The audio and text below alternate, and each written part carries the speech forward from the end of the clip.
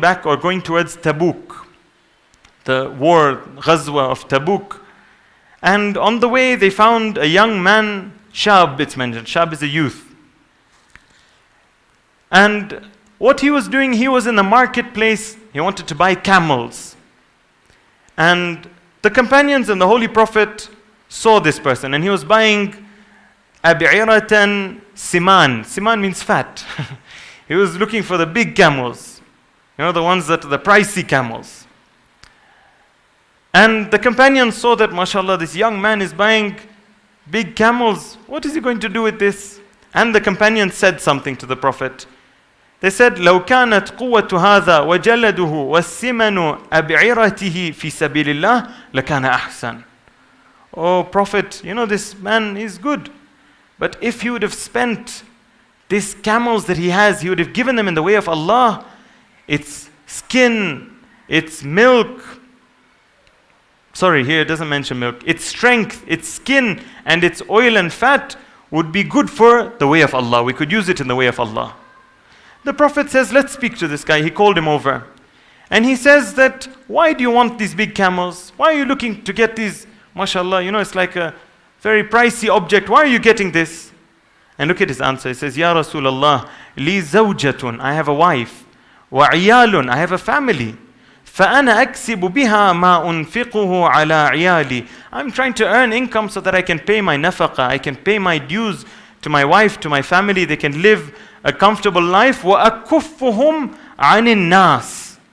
So that they don't need to stretch their hands out in front of other people. That they are independent in their earning. They're good, they're comfortable, happy. They don't need to stretch their hands out. وَأَقْضِي دَيْنًا. And also I have a debt on me that I want to pay off. And he said, maybe other things. لَعَلَّ غَيْرَ ذَلِكَ. If I have more money, maybe other things. You can see how he's got everything in order in his life, this young man. He wants to earn, to be able to pay for his nafaqa, to be able to make sure his family don't need to always stretch their hands out in front of other people. This man, he passed. The Holy Prophet looked at his companions and he said, لَإِنْ كَانَ صَادِقًا. If he's really honest and he's true, what he's saying is true, إِنَّ لَهُ لَأَجْرًا مِثْلَ أَجْرِ الْغَازِي وَأَجْرِ الْحَاجِ وَأَجْرِ الْمُعْتَمِرِ.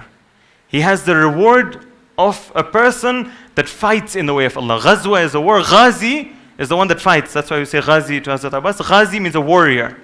It says he has the reward of a warrior, the reward of a person who goes for Hajj, the reward of a person who goes for Umrah. Doing what? Making himself and his family independent of other people. They don't have to stretch their hands out. وَصُنْ وَجْهِ بِالْيَسَارِ. Allah, save me my reputation. I don't want to hold my hand out in front of everyone. وَلَا تَبْتَذِلْ جَاهِ بِالْإِقْتَارِ. Don't get rid of my respect, Allah, through poverty. What happens when I become poor? فَأَسْتَرْزِقْ أَهْلَ رِزْقِكَ. I seek rizq from the people that you gave rizq to. Don't get me to this level that I seek rizq from people that you are giving to. Give me rizq myself. I don't want to go and beg other people.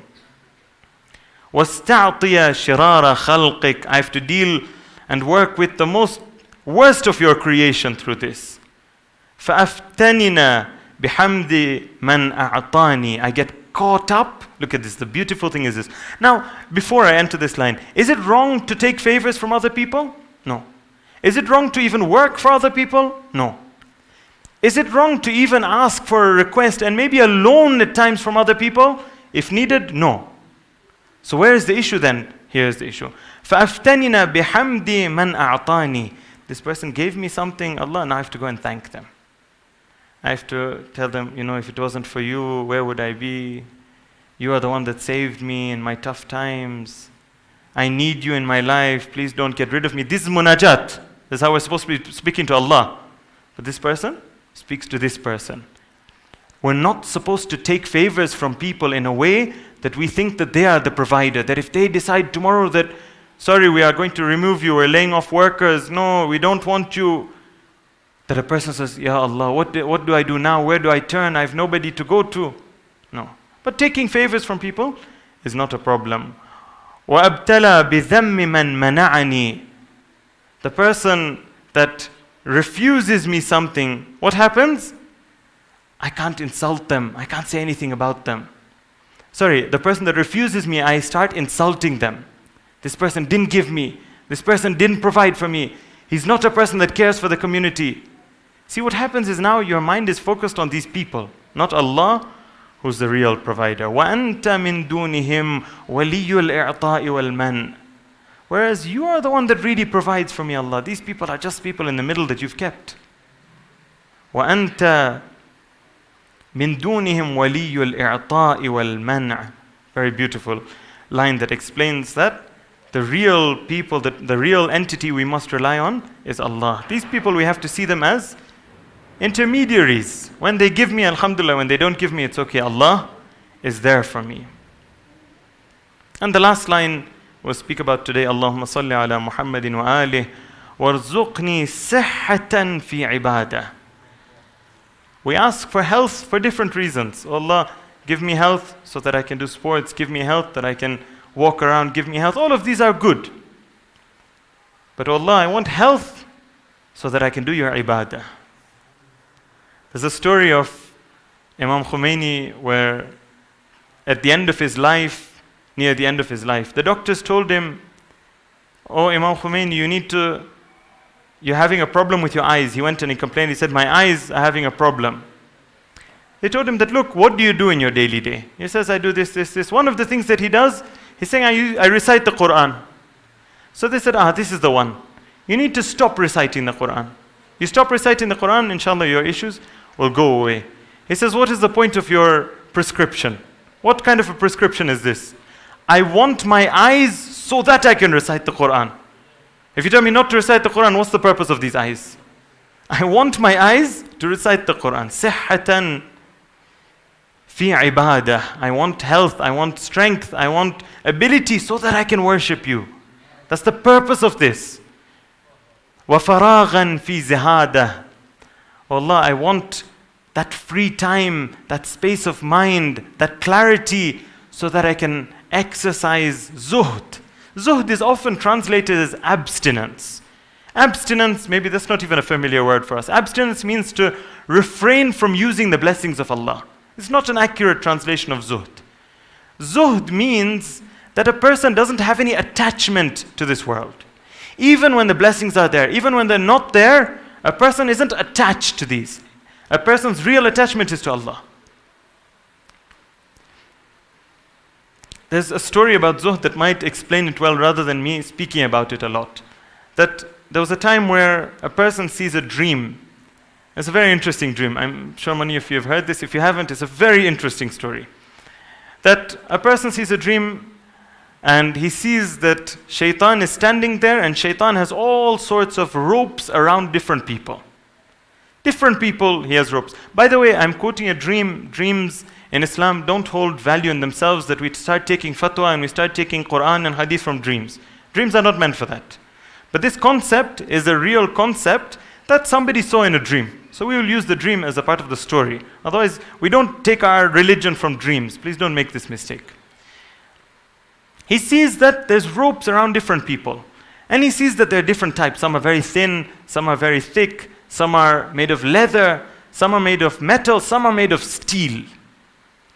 And he asks shaitan that, what is this, shaitan? You have a rope shop, you have a string shop, you have a chain shop over here. Shaitan says, no, this is the traps that I throw around different people. So he says, why is some thin, some fat, some very strong, some weak? He says, people are different themselves. Some people, it needs a thin rope, I pull them and they come themselves. And then he said, what is this thick chain of steel? He says, this is for Sheikh Ansari. Sheikh Ansari was one of our great scholars, about 150 years ago. Great scholar. And he says that, okay, what's the story with Sheikh Ansari? He says, Sheikh Ansari, this man, my words again, this man is a tough one to deal with. I'm using Shaitan's words. So he said, what's the story? He says, Sheikh Ansari, he got the money that he was supposed to give to the students, the Sahm Imam that he was supposed to give to the students. Sheikh Ansari is the marja of all the Shias in the mid-13th century, mid to late 13th Islamic century. Marja of all the Shias. He's got all the khums with him. And he said that his wife required some oil that was required for a pregnant woman at that time. There's a story behind it. And he saw that I can borrow this money from the son because he's authorized, he's a marja.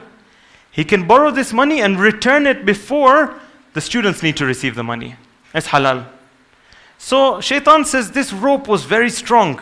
I pulled him 2 steps, but then he broke this chain. What happened? Sheikh Ansari says this much, that he thought about it. And he took a few steps and then he said, no, this is not correct for me. I can't do this. And then he says, the chain broke over there. This is zuhd. Zuhd means what? Means that you have all of this money. Imagine the khums of all the Shias at that time was going to him. He had all of it in front of him. But he's not attached to it. He doesn't feel that I must have this. This is mine. This is something that I must use. No. He doesn't have an attachment. In fact, there's so many stories about the zuhd of Sheikh Ansari. You can read them. There's recently a book that's going to be released as well about his life. Inshallah, you can find it. From the riverside to the ocean is the name. It's not released yet. This man was a person that had everything with him, but he didn't have any attachment to it. This is what zuhd means. Just the end of the story, that person said to Shaitan that, where is my chain? And he says himself that Shaitan told him, you don't need a chain, you come yourself. There's no need for a chain for you. I call you and you come yourself. This is the state of certain servants of Allah. They become servants of Shaitan. وَفَرَاغَةً فِي زَهَادَةٍ. Give me that clarity and that ability to have that time so that I can also be detached from this world. وَعِلْمًا فِي اسْتِعْمَالٍ. Allah, give me ilm, but one that I'll use. Not ilm that I go and show to people, I know this much and I have this book I've read and this scholar I've seen and this one I've done. And no, that I use it for myself. وَعِلْمًا فِي اسْتِعْمَالٍ وَوَرَعًا